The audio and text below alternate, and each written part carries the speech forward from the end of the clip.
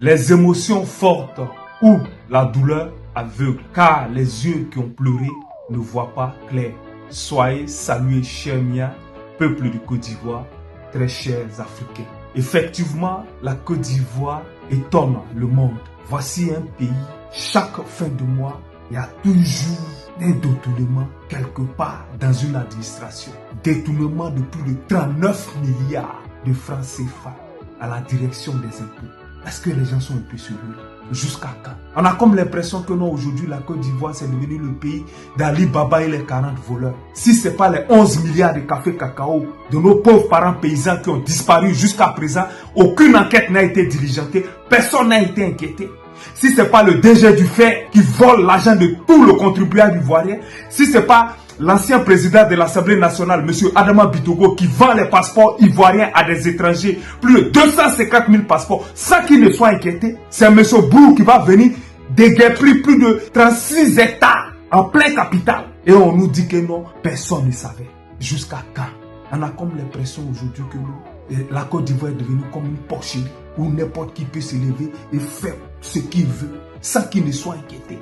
On a comme l'impression que non, les gens sont au-dessus des lois. Mais c'est tout à fait normal. Voici des gens qu'on élit comme députés. Des gens qui sont censés représenter la loi. Mais on leur demande de déclarer leur patrimoine. Ils ne sont même pas fichus. Le 2K n'a même pas présenté son patrimoine. Ils n'ont même pas déclaré leur patrimoine. C'est 37% seulement. Et les autres? Mais ne vous étonnez pas que non, si en Côte d'Ivoire, tout est le laisser aller. Parce que même des gens même qui sont censés mener des enquêtes, des gens même qui sont censés lutter pour nous, sont corrompus jusqu'à la moelle épinière. Et pendant ce temps, on nous dit justice. Il y a justice. S'il y avait vraiment justice là, les bâtiments qu'aujourd'hui, que le gouvernement de Côte d'Ivoire ordonne à la société marocaine Atlas là, de détruire ces bâtiments qu'elle a construits au niveau de Bassam là. Au lieu de détruire ces bâtiments là, on pouvait reloger les déguerpis là-bas. C'est ça aussi la politique sociale. Mais jusqu'à quand? C'est pas de la faute de nos gouvernants, mais c'est nous-mêmes. Parce que nous ne voulons rien savoir. Parce qu'on se laisse manipuler facilement. Et comme je ne cesse de le dire, Amra Yafantako. Mais pour nos petits frères, nos enfants, Yafa. C'est comme l'histoire dans un village. Un chef du village tyran. On lui a apporté une fois une poule. Il a attrapé la poule. Il a serré le cou de la poule.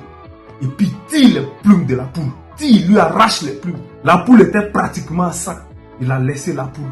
Après, il allait prendre des grains de maïs. Il a jeté les grains de maïs là. La poule, malgré qu'elle saignait, elle est venue picorer. Elle venait picorer. Elle a oublié ses souffrances. Elle venait picorer ces quelques miettes qu'on lui tendait là. Cette histoire illustre les Ivoiriens dans l'entière.